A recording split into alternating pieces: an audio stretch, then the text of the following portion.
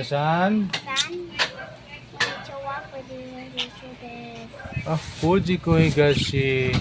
So your pets, budgies, were flying around the house. This is Auntie Fujiko. Okay.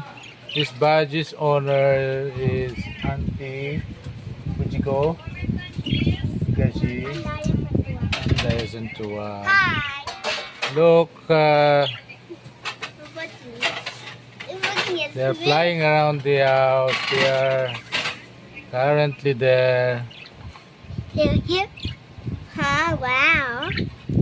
Really, here? Their cage is so small, but they can freely Fly. fly Out of a cage. inside a house, out of the cage.